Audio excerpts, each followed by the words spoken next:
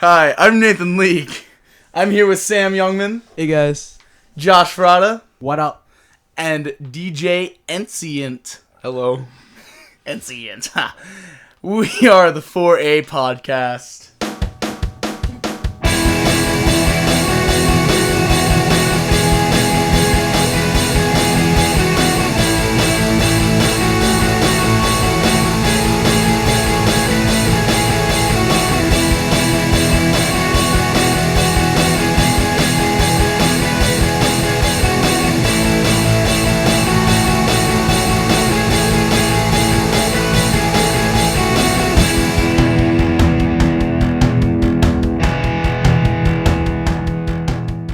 So, Josh and I come from a background in playing with bands. Josh and I have played together for about 4 years. Josh is a very good drummer. I play guitars and sing. DJ is a newer musician. He has just started playing guitar in our band. And Sam, Danger Man Youngman, Hey guys. he comes from a long line of musicians. So many musicians. His father played in the fabled Steel Platehead, Yes, he did. the He band played of bass three guitar. bassists. Coolest band name ever, if I might add. Yes. Coolest band name ever. Alright, today we will be talking about bands. Not just like Pink Floyd and stuff, we're talking about being a band. Not only being a band, but being a crappy band. Not only being a crappy band, but being a crappy band that's trying to be a good band. It's Crash 57. Fun fact, Crash 57 actually comes from the ketchup Heinz 57. Fun fact, just regular fact, Josh plays drums. Indeed. Also just regular fact, Sam plays bass. I didn't mention before. Yes, I did. Yes, you did. I dizzle.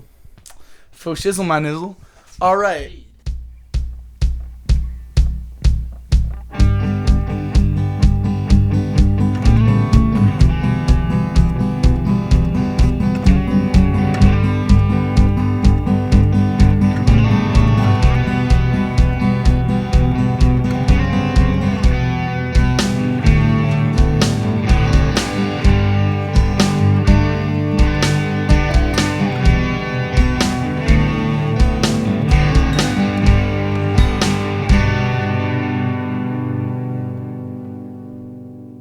Josh, DJ, Tommy Somerville, and myself, Nathan Leek, have just played a show at the Sidebar. Sam Youngman was there in spirit and in physical form, actually. So, when we get gigs, we have to think first about getting everything together and what we need to bring to a show. So, DJ, let me ask you, what's like your go-to list of things you need to bring to a show? Well, obviously the instrument, that I'm playing. Wow. I mean, if that wasn't already obvious. Last Saturday, I brought a pedal. That was good fun. And, last but surely not least, a smile. Aww, a smile. Because we all know that smiles go for miles and frowns just get people down. Yeah, so personally, when I'm going to a show, I just run through all of the things I'm gonna need. See, a lot of our songs I need specific pedals for, so I just make sure I have all of those pedals, and I need to work into my footboard how to get other pedals in there and pedals I don't need out. For electric instrument players, it's cables. If you forget your cables, you are going to be screwed. And everyone in every other band that you're asking for cables is going to hate you and hate your guts. Josh, drums. You play drums. Indeed, I do. What do you need to bring to a typical show, Josh? Well, one of the key things you need to do is communicate with the other bands and figure out if the drum set itself is going to be backlined. In some Okay. places, every band has to bring their own drum kit. Or, like last Saturday, one of the other bands brought a drum kit and everyone was allowed to use it. But as a drummer, even when that happens, it's just general principle that you have to bring your own snare drum, your own cymbals, and your own kick pedal. Those are the three things that you need to bring. Okay, and the set that's already there is called a backline kit? Yes, it's anything can be backline equipment. If like when we're playing at the Battle of the Bands, they're gonna have backline amps, and all of the people who are playing guitar are gonna have to use it, and they're gonna have a backline drum set as well. Now, Josh, is it true that tickets to Battle of the Bands are only $12? It is true, Nathan. And DJ Procaccini is going to have a bus that is taking kids from Southern High School to Maryland Hall Battle of the Bands. It is true. Wow, Sam, what do you think about this? That sounds like a finger-licking deal, if I do say so myself. Speaking of tickets and selling them, a big part of promoting your shows and actually being able to play shows is selling your own tickets. You don't have box office sales like they do in the big leagues. You don't have freaking people to sell them for you. You have to sell them all yourselves. Josh, what's your experience with selling tickets? Selling tickets is not easy. Even when you have friends that like to listen to your band, it's hard to get them to drive out to places like Baltimore, which are really far away and have confusing back one-way streets. And people just don't want to do that, so it's a really tough time. Right. So it's hard for me to sell tickets too. What about Sam? Is it really that hard to get out to places like Baltimore? Honestly, I have a very busy life. I'm always out doing things. I have so many friends, but I think for you guys, I can squeeze in maybe a weekend if you tell me beforehand, that is. So, like, if there was, say, a show that's some sort of Battle of the Bands on January 25th? Battle of the Bands on January 25th? Yes, the Battle of the Bands on January 25th at Maryland Hall. The finger-licking deal? The finger-licking deal. Shut up. But that brings up another good point. If you're going to have people come to your shows, you have to tell them beforehand and not expect them to buy tickets the day before and show up. Yeah, that's definitely a hard thing to do. I mean, I have friends that are in bands around, and my friend Jonah, actually, who we've played with in his band Canker Blossom, he actually goes to the Auto Bar every weekend and just asks random people to buy his tickets to his show. Oh, that sounds like a great experience. Yeah, it actually works very well. That's surprising. So you guys do have a website, correct? Is that an important thing in your Social media. thing? An online presence, probably one of the most important things in any industry these days. And, our band has a Facebook page, a YouTube account, our personal emails. Bandcamp and Reverb Nation. Oh, true dat. We are the top band in Lower East Southern Anne Arundel County right now. Holla. No. We're the second top band in Harwood. So I hear Crash 57 and Twisted Straight have had a falling out over the years. Is that true? Well, it's a bit of a rivalry. Part of being in a band, Is not wanting to be a WWE wrestler. true, which is it's a problem that Cameron Birch ran into. He wanted to be a WWE wrestler, so, he quit music for. I also hear he got a tattoo. No, this brings up a good point.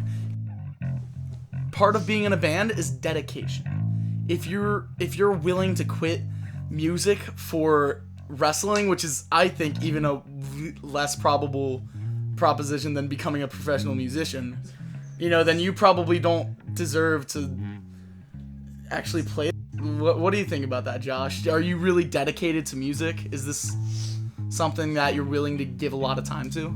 I am indeed. DJ, how important is music to you? How dedicated are you?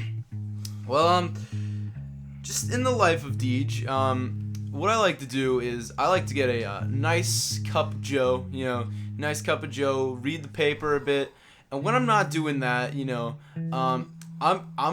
I'm just plucking away the guitar, So DJ, what you're saying is that guitar is not, your first thing. You'd rather drink a cup of Joe first. Well, it really depends on the mood, Starbucks the weather, Joe? if you will. Yeah, it's very important. Starbucks or Seattle's best. Well, Very important. Coffee choice in a band, if you guys don't know already, big part. If you have a guy in your band who's drinking like some kind of independent local grown coffee, which is impossible unless you live in South America, then he's probably a loser and a liar. DJ drinks Javalia. I don't even know what that is. DJ, if you had to choose one of the three of these, what would you choose? Music, skateboarding, or girls? It's a very important question. Well, honestly, I think the show Problem Solvers from Cartoon Network, Actually- 1 to 2 years. Shut up, DJ. It taught me a very important lesson. A drum set is always cooler than a girl. But see, now here's the thing, okay? The three things that you said: playing music, girls, and what was the last thing? Skateboarding. Skateboarding. Yeah, that's right. So in order, I would say music is my number one, my numero uno. Number two is probably skateboarding because that's pretty fun, and number three, well, girls are ugly and they smell, so And they have cooties. they have I mean, Shika boy. So speaking of crappy musicians, what is a telltale sign of a crappy musician? Music, Ian. Someone who does bad, evil drugs. Yes, drugs are bad, children. Kurt Cobain was a bad musician. So for a youngin' like Sam Youngman, Yes. get it, youngin', Whoa. young man. Shut Anyway, up. This guy. So would you guys have any advice for a kid like Sam trying to join a band? I don't want to join you. Don't hang out with... My advice for Sam is to not hang out with Chris Hardesty. Chris Hardesty is a bad influence, and if you want to get in any band, best chance is to cut ties with Chris Hardesty. Alright, I'll tell Tony to drown the... Can we? So we mentioned earlier in the podcast communication.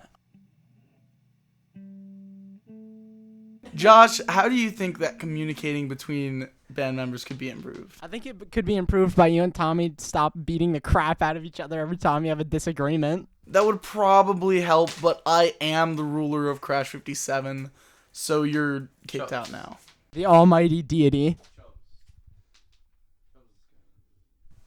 Chubbs, okay, yeah, here's another.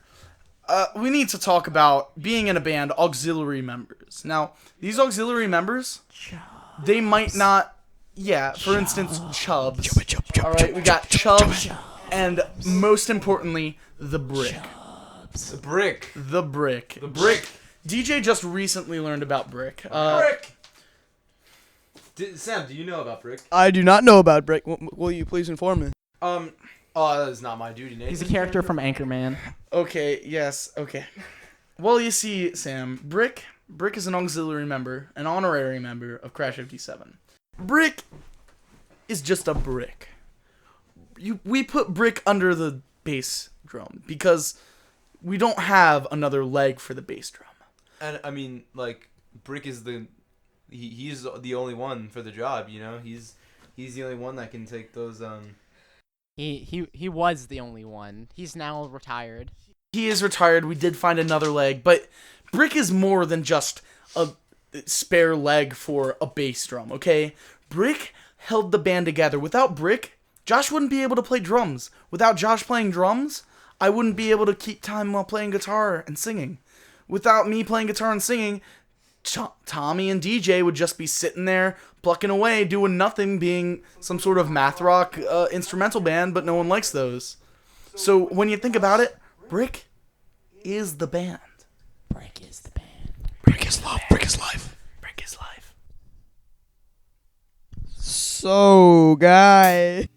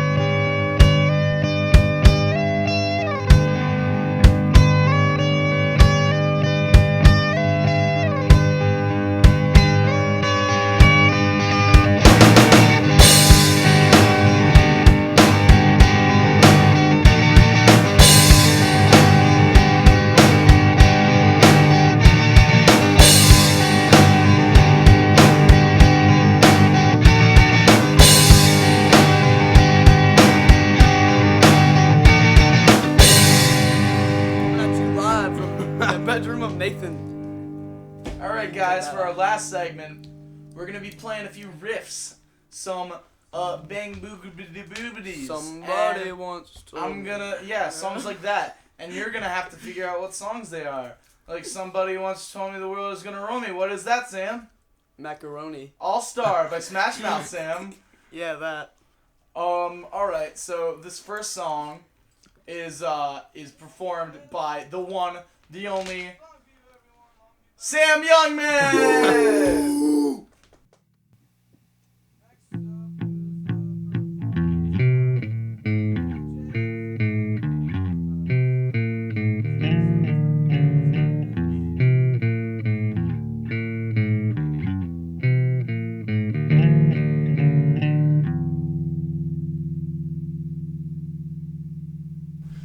Alright guys, now we're going to give you a couple seconds to think about your answer.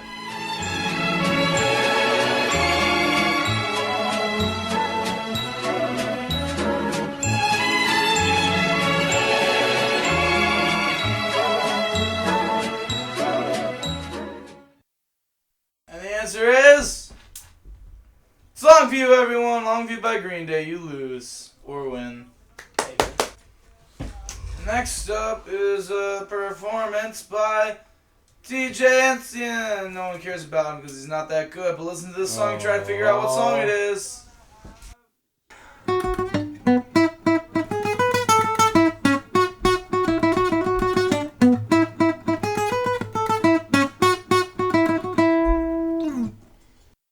Alright, how about that, guys? And I'm going to give you a couple seconds to think about your answer. Better be good.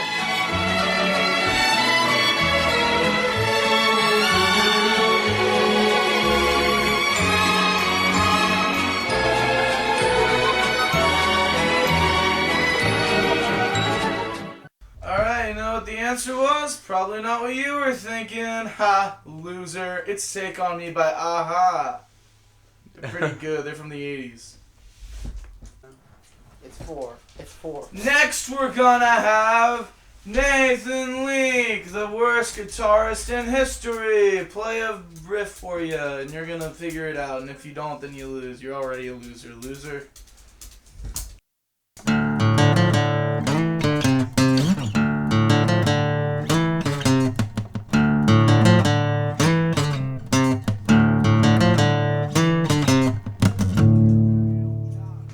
Alright guys, you better get this one right or else Mr. Hall's gonna yell at you.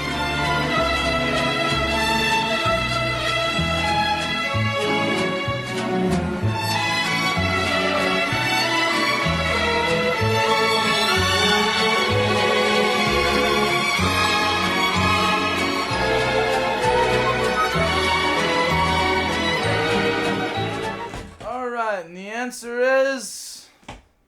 That's right, it's Beat It by Michael Jackson.